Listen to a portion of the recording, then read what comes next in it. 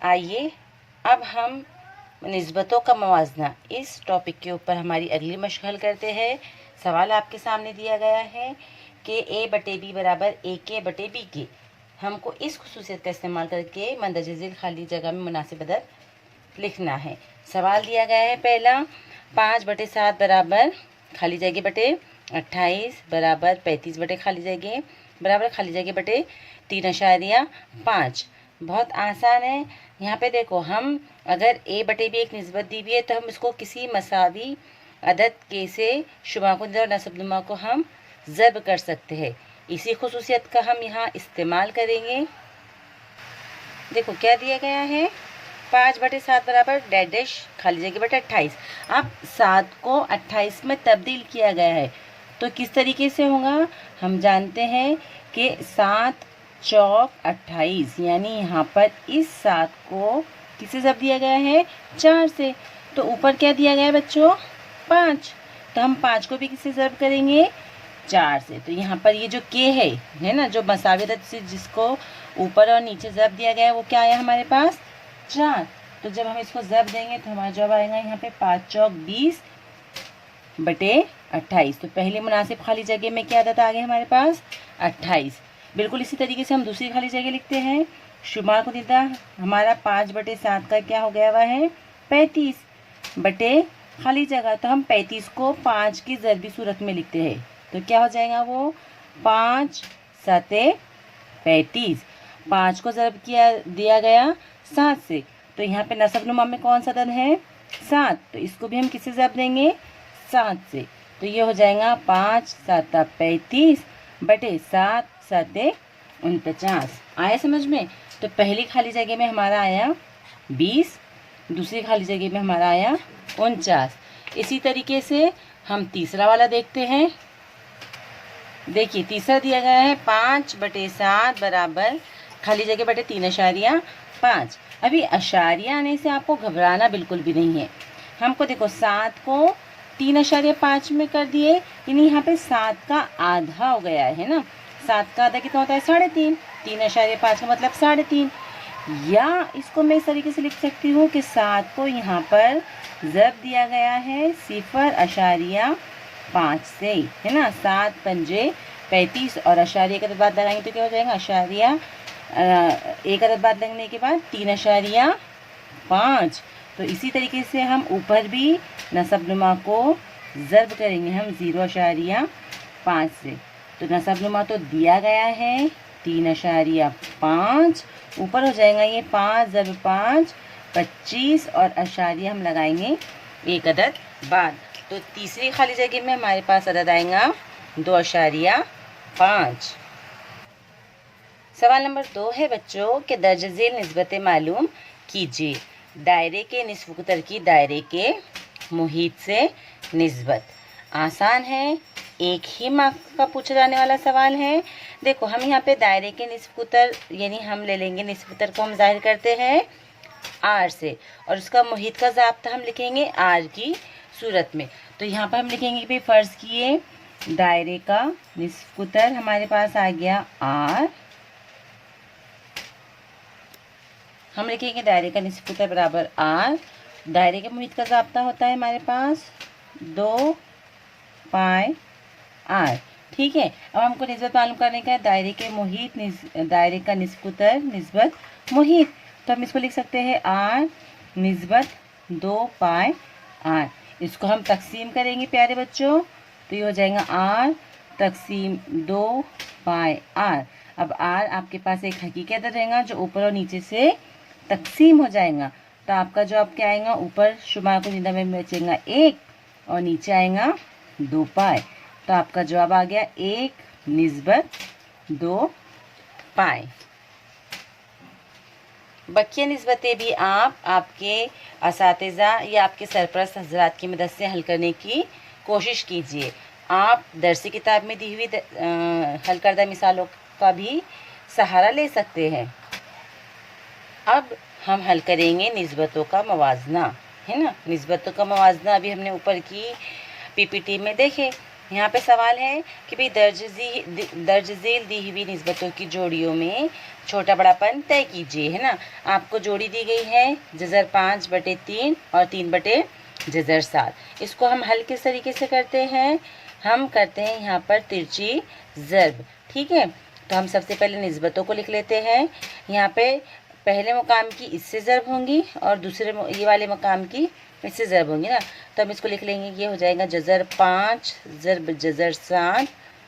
और हम यहाँ पे अभी कोई अलामत नहीं लगाते ना, अभी हम अलामत क्या आएंगी वो हम पता करने वाले हैं। यहाँ पे पहले से एक रुकन मौजूद है 3, ये वाला 3 भी इधर आके ज़र्ब हो जाएगा। अभी दोनों जज़री मिक़दार है, हम इनका ज़र्ब कर सकते हैं।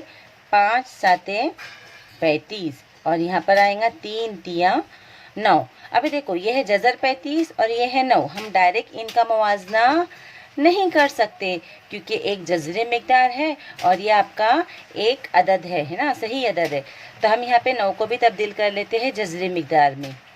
तो ये हो जाएगा जज़र 35 और ये 9 नाम कितने, 9 का हम मुरब्बा निकालेंगे, 9 नाम 81 और उसको हम लिख देंगे जज़र की अलामत के, है ना।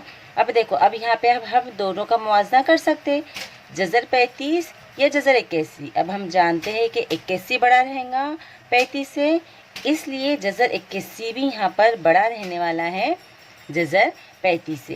यानी आपका इस हाथ तरफ वाला जो है वो बड़ा है और इस हाथ तरफ वाला जो है वो छोटा है। तो यहाँ पे हम आखिर में क्या लिखेंगे, इसलिए जज़र 5/3 ये निस्बत छोटी है 3/जज़र 7 से, ठीक है। आप बकिया वाली मिसालें भी इसी तरीके से आप हल कर सकते हैं। अगले सवाल की तरफ बढ़ते हैं। सवाल नंबर 4 आपको दिया गया है कि ज़ुरबतुल इज़्ला ABCD मुतवाज़िल इज़्ला है, उसके ज़ाविया A और ज़ाविया B की पैमाइशों की निस्बत 5:4 है। तो ज़ाविया B की पैमाइश मालूम कीजिए। शक्ल बना लेते हैं हम। फ़र्ज़ किए ABCD एक मुतवाज़िल इज़्ला है, हमको दिया गया है कि इनकी निस्बत पैमाइशों की निस्बत 5:4 है। हम फ़र्ज़ करते हैं कि मुश्तरक ज़ाव क्या है, x है, ठीक है। तो ज़ाविया A की निस्बत क्या हो जाएंगी, फिर 5:4 से ये हो जाएगा 5x और ये वाली हो जाएंगी 4x, ठीक है। इसको हम लिख लेते हैं कि इसलिए यहाँ पर ज़ाविया A की पैमाइश मेजर एंगल A बराबर हो जाएंगी 5x दर्जे और इसी तरीके से ज़ाविया B की निस्बत हो जाएंगी 4x दर्जे, ठीक है। अब हमको पता करना है B की पैमाइश जो है वो कितनी आएगी, ठीक है, ये हमको पता लगाना है। अब देखिए बच्चों, शक्ल में हमको एक मुतवाज़िल इज़्ला दिया गया है, इसका मतलब ज़ाविया A और B दोनों दाखिला ज़ाविये हैं और हम जानते हैं कि दाखिला ज़ावियों की पैमाइश का मजमुआ 180 दर्जे होता है। अब हम यहाँ पे A और B की पैमाइश लिख लेते हैं। A की पैमाइश है 5x जमा 4x बराबर 180। मसावत को हल करते हैं हम, 4 और 5 मिला के हो गए 9x बराबर 180। यहाँ से हम x को महसूब करते हैं, बराबर की अलामत जैसे कि वैसे 180 और ये ज़रब 9 इधर आके आ गया तकसीम में, है ना। हम तकसीम करते हैं, 9 1 9, 9 2 18 और 9 0 0। तो इस तरीके से हमको x बराबर क्या मिलेगा, हमको मुश्तरक ज़ाफ मिल गया 20, है ना। अब हमको पता लगाना है ज़ाविया B की पैमाइश। तो हम इसको किस तरीके से लिखते हैं, इसलिए मेजर ज़ाविया B बराबर हमारे पास दिया गया है 4x, x की कीमत हम रखते हैं तो ये हो जाएंगे बराबर 4 ज़रब 20, है ना। हम 20 चौक 80, तो हमारी B की पैमाइश आ गई 80 दर्जे। आप इसको आखिर में यहाँ पर इबारती जुमले में भी लिख सकते हैं कि इसलिए ज़ाविया B की पैमाइश 80 दर्जे हैं। एक और मिसाल देखते हैं हम। दो आदाद की निस्बत 31 को 23 है, उनका मजमुआ 216 है, तो वो आदाद मालूम कीजिए। देखो आपको निस्बत दी गई है और मजमुआ दिया गया है, इन दोनों चीज़ों की मदद से हम आदाद को मालूम कर सकते हैं।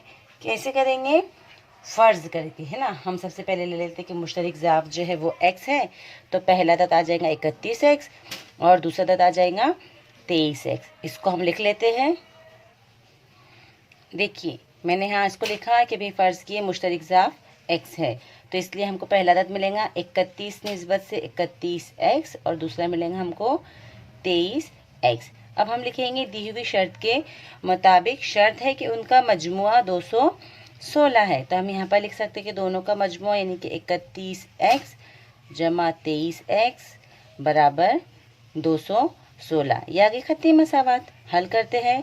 31 में 23 को मिलाएंगे तो आ गया 54x बराबर 216। अब यहाँ से हम x अलहदा कर लेते हैं तो ये हो जाएगा 216 बटे 54। 216 को हम 54 से तकसीम करते हैं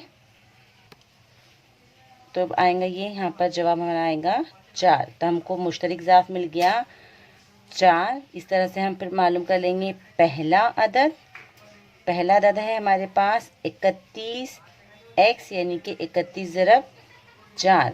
31 ज़रब 4, हम इसको 31 को 4 से ज़रब करते हैं, 4 1 4, 4 3 12। तो पहला अदद आ गया 124।